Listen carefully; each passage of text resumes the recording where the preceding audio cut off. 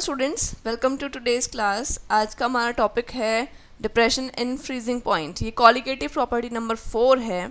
इससे पहले हम प्रतिष्ठा बैच में क्लास 12 की क्लास में सॉल्यूशन चैप्टर जो है उसको कंप्लीशन की तरफ लेके जा रहे हैं। एंड आज की जो हमारी क्लास है कॉलिगेटिव प्रॉपर्टीज़ के ऊपर, ये बहुत ही ईजी टॉपिक है, तो इसको आज हम डिस्कस करेंगे। Depression in freezing point. तो बच्चों, डिप्रेशन का मतलब होता है डिक्रीज़ होना, ठीक है, कोई भी चीज़ डिक्रीज़ होना।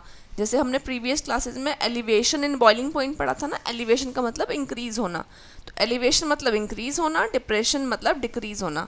तो यहाँ पे हम बात कर रहे हैं डिप्रेशन होना मतलब डिक्रीज़ होना, किस में? फ्रीजिंग पॉइंट में। अब आप कहोगे मैम फ्रीजिंग पॉइंट तो आपने पहले पढ़ा हुआ है, फ्रीजिंग पॉइंट क्या होता है, राइट। ऐसा पॉइंट, ऐसा टेम्परेचर जिसपे जो सॉलिड है वो लिक्विड है, अगर कोई कन्वर्ट हो जाए सॉलिड में, है ना, वही टेम्परेचर फ्रीजिंग पॉइंट होता है।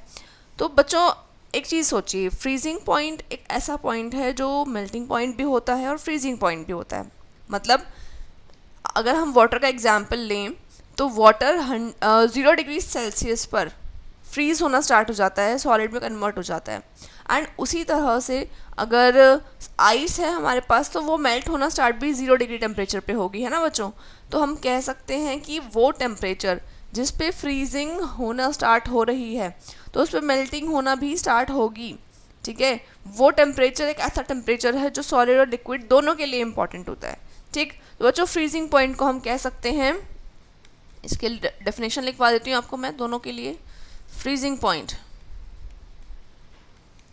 the temperature at which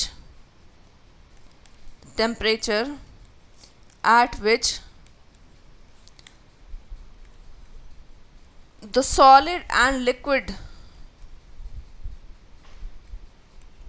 vapor pressure is same।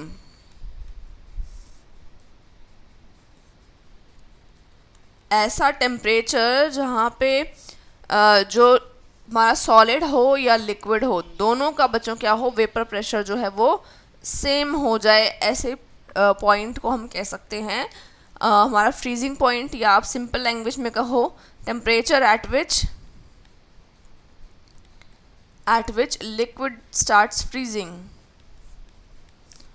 Liquid starts freezing मतलब फ्रीजिंग जो है उसमें कन्वर्ट हो जाए, वो फ्रीज होना स्टार्ट हो जाए, है ना बच्चों। तो फ्रीजिंग पॉइंट क्लियर हो गया आपको क्या होता है फ्रीजिंग पॉइंट। अब डिप्रेशन से मतलब क्या है, इस बात का क्या मतलब है कि डिप्रेशन इन फ्रीजिंग पॉइंट होना।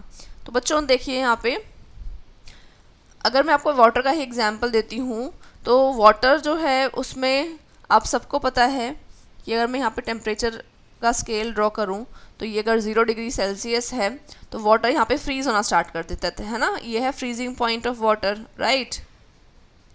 एंड अगर यही वाटर जो है इसमें मैंने कोई सॉल्यूट ऐड कर दिया, मतलब अभी तो ये जो है वो प्योर सॉल्वेंट है ना, प्योर सॉल्वेंट समझते हो आप। और अगर इसी में मैंने कोई सॉल्यूट ऐड कर दिया, और किस तरह का सॉल्यूट ऐड कर दिया, नॉन वोलेटाइल सॉल्यूट ऐड कर दिया, वैसे यहाँ पे इसका कोई रोल नहीं है। सॉल्यूट अगर ऐड कर देते हैं हम, है ना, सॉल्यूट अगर ऐड कर देते हैं तो क्या होगा, ये बन जाएगा सॉल्यूशन। और सॉल्यूशन बनने के बाद ये 0 डिग्री पे फ्रीज नहीं होता है, ये और भी कम टेम्परेचर पे फ्रीज होता है। मान लीजिए ये -10 डिग्री सेल्सियस पे फ्रीज हुआ, तो फ्रीजिंग पॉइंट ऑफ सॉल्यूशन बच्चों क्या है, थोड़ा कम है, ठीक है, कम हो गया। तो ये जो डिक्रीज आया है ना, इसी को बोलते हैं डिप्रेशन। इसी को क्या बोलेंगे, depression in freezing point. Clear है ये बात सबको, है ना। अब बच्चों अगर हम दोनों को देखें, प्योर सॉल्वेंट वाले फ्रीजिंग पॉइंट को हम लोग क्या लिखते हैं, हम लिखते हैं T0F, है ना, प्योर सॉल्वेंट के केस में। एंड वहीं अगर सॉल्यूशन की बात करें तो इसको लिखेंगे TF। तो दोनों में से क्या चीज़ ज़्यादा है, obviously 0 degree Celsius is greater in number as compare to -10 degree Celsius, है ना बच्चे। तो हम इसको क्या करते हैं, हम इसको अगर हमें इसमें निकालना है कितना डिप्रेशन आया है, तो डिप्रेशन इन फ्रीजिंग पॉइंट की वैल्यू अगर निकालना चाहते हैं हम लोग, तो किन को माइनस करना पड़ेगा, depression in freezing point is equal to T0F minus TF। मतलब कि जो प्योर सॉल्वेंट का जो फ्रीजिंग पॉइंट है उसमें से हमें माइनस करना है, ये है प्योर सॉल्वेंट का, और ये है हमारा जो TF है वो है सॉल्यूशन का।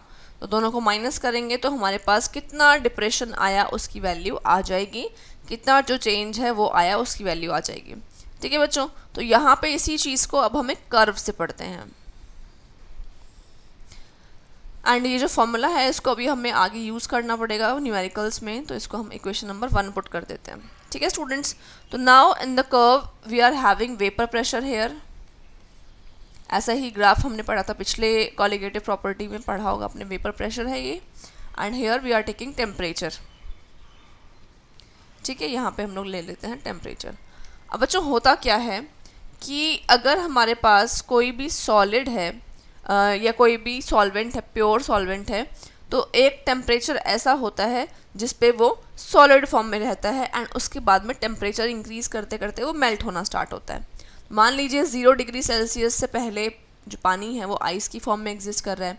तो कोई भी, अगर मैं सॉल्वेंट की बात कर रही हूँ तो सॉल्वेंट जो है वो इस तरह से है, और एक पॉइंट आएगा जब वो फ्रीज होने, जब वो मेल्ट हो जाएगा, है ना, उसका जो पॉइंट है मेल्टिंग पॉइंट वो आ जाएगा, मेल्ट हो जाएगा एंड उसके बाद वो किस में रहेगा, सॉल्वेंट फॉर्म में रहेगा।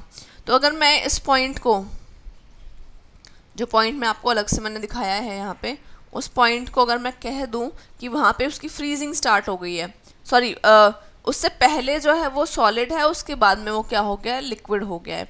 जैसे यहाँ पे मैं लिख दूँ ये सॉलिड है अभी और उसके बाद में ये लिक्विड हो गया, है ना, सॉल्वेंट का केस है ये। मतलब ये पॉइंट क्या हुआ बच्चों, जिस पॉइंट पे हम लोग चेंज देख रहे हैं, अचानक से जो पॉइंट चेंज आया है, ये पॉइंट क्या होगा, इस पे जो सॉल्यूशन है वो फ्रीज होना स्टार्ट हो जाता है। फ्रीजिंग मेल्टिंग पॉइंट यही है ना। तो इसको मैं अगर लिख दूँ फ्रीजिंग पॉइंट अगर इसको हम लिख देते हैं तो सही है ये। तो लिक्विड जो है उसके ऊपर टेम्परेचर बढ़ता जाएगा तो उसका वेपर प्रेशर बढ़ता जाएगा। एज यू कैन सी कि एक तरफ हमने वेपर प्रेशर लिया है, तो जब आप सॉल्यूशन उस सॉल्वेंट का टेम्परेचर राइज करोगे बच्चों, इसको इस तरफ लेकर के जाओगे, ऐसे लेकर के जाओगे, है ना। जब हम इसको इधर लेकर के जाएंगे तो टेम्परेचर बढ़ेगा, और टेम्परेचर बढ़ेगा तो क्या होगा, उसका वेपर प्रेशर बढ़ेगा, है ना। तभी तो ये जो ग्राफ है वो इंक्रीज आया है। राइट, समझ में आई ना ये बात। तो ठीक है, now we are talking about कि अगर अब हमने क्या देखा कि सॉल्वेंट जो है वो जो लिक्विड स्टेट है उसका टेम्परेचर बढ़ रहा है तो वेपर प्रेशर भी बढ़ रहा है। लेकिन उससे पहले क्या था, एक पॉइंट से पहले वो सॉलिड था, जिस पॉइंट पे वो सॉलिड था उसको तो हमने यहाँ पे लिख लिया कि वो सॉलिड है ना। तो अब हम बात करते हैं किसकी, अब हम बात करते हैं सॉल्यूशन की बच्चों। तो सॉल्यूशन की जब बात करेंगे तो एक ऐसा पॉइंट होगा जो सॉल्यूशन है उसका जो फ्रीजिंग पॉइंट है वो काफ़ी कम हो जाता है, डिप्रेशन आ जाता है, वो मैंने आपको बताया था अभी। ठीक है, तो आपको ये चीज़ पता है कि जो सॉल्यूशन होगा हमारा, है ना, जो सॉल्यूट ऐड करने के बाद में जो बनेगा उसका फ्रीजिंग पॉइंट लोअर होता है, कम होता है। ठीक है, तभी तो इसको लोअरिंग ऑफ फ्रीजिंग पॉइंट या डिप्रेशन इन फ्रीजिंग पॉइंट बोलते हैं। तो ये जो दूसरा जो कर्व आएगा ना बच्चों, वो कुछ इस तरह का कर्व होगा। एक minute, I should draw it again.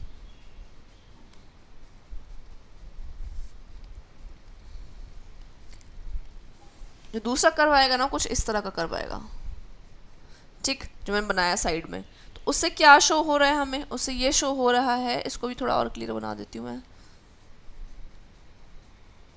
हाँ, अब यहाँ जो ये पॉइंट है ना बच्चों, जो ये वाला पॉइंट दिखाई दे रहा है आपको, जहाँ पे दोनों मिल रहे हैं, जिस पॉइंट पे, ये पॉइंट है ना, कि ये सॉलिड कब बना। तो जो ये जो पॉइंट है ना, this point is the freezing point of, जिस पे वो सॉलिड बन गया, हमारा सॉल्यूशन सॉलिड बन गया। ये सॉल्यूशन का केस है। ठीक है, ये केस सॉल्वेंट का है और ये केस सॉल्यूशन का है। तो सॉल्यूशन जो है वो जब सॉलिड बना उस पर्टिकुलर पॉइंट पे, मतलब वो लोअर था, है ना, तो इसको हम कह देते हैं TF, और जिस पे हमारा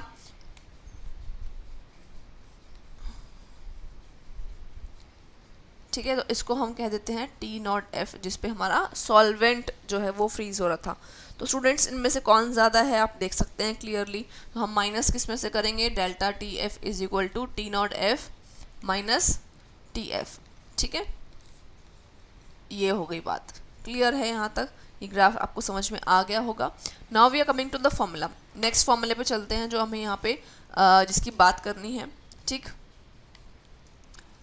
तो बच्चे यहाँ पे हम बात कर लेते हैं एक्सप्रेशन की। कि ये डिपेंड किस पे करती हैं चीज़ें, ये भी तो कंसंट्रेशन पे डिपेंड करेंगी। जितना ज़्यादा आप सॉल्यूट ऐड करते जाओगे उतना ही फ्रीजिंग पॉइंट जो है वो और भी कम होता जाएगा। तो हम यहाँ पे एक पॉइंट ऐड कर सकते हैं कि मोर सॉल्यूट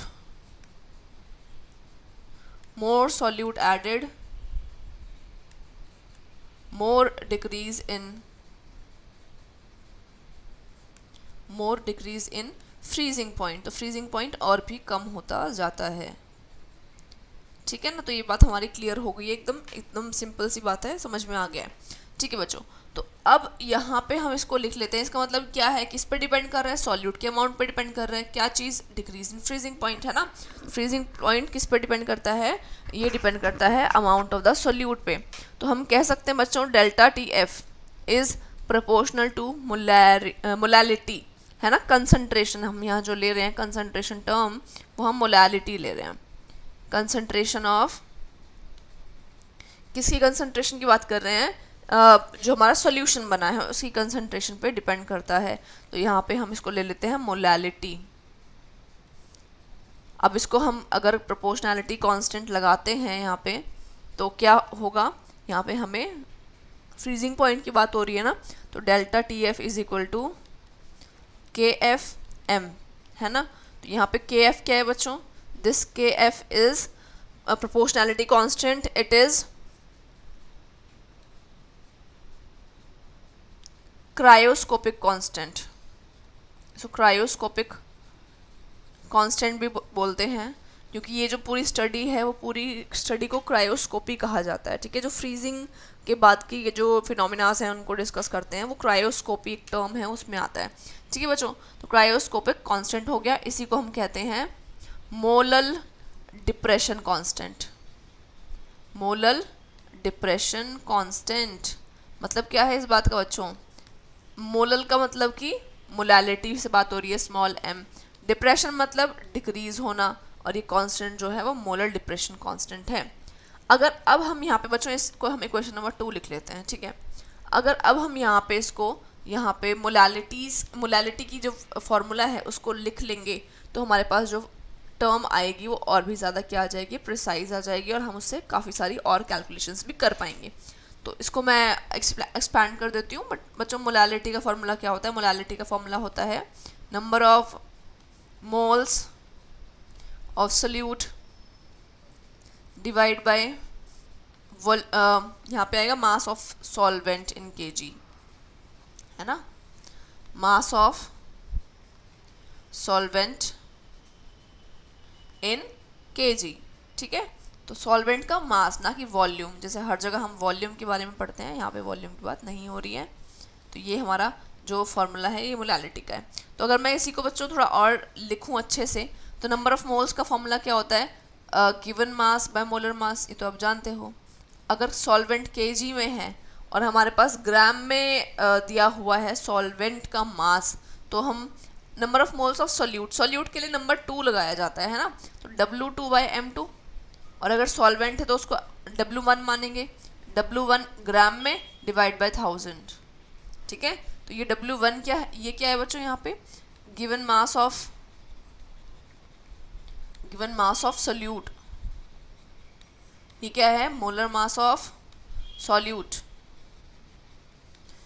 ये क्या है, ये है गिवन मास ऑफ सॉल्वेंट। ठीक है, सॉल्वेंट, और किस में लिया हुआ है, इसको ग्राम्स में लिया हुआ है इन टर्म्स को।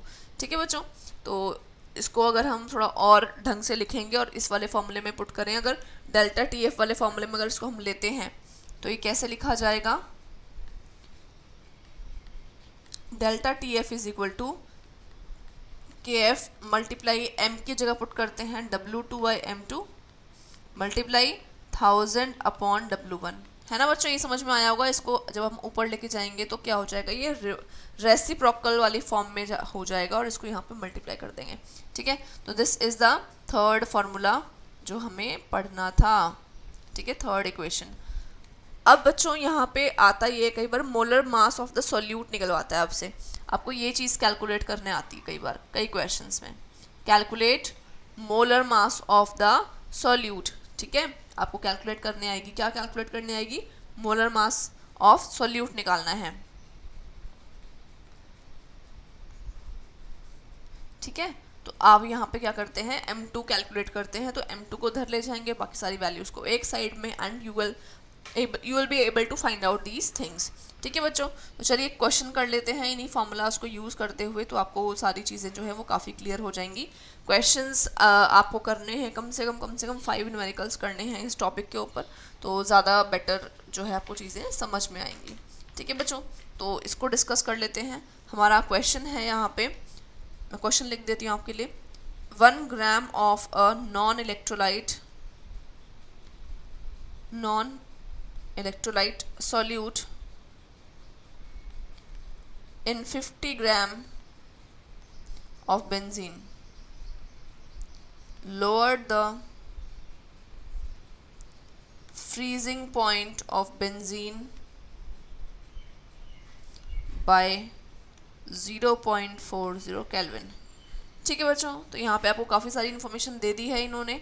अब बोला जा रहा है कि डिप्रेशन जो कांस्टेंट है, the freezing point depression constant of benzene is, मतलब आपको गिवन है KF की वैल्यू कितनी गिवन है, 5.12 केल्विन kg पर मोल।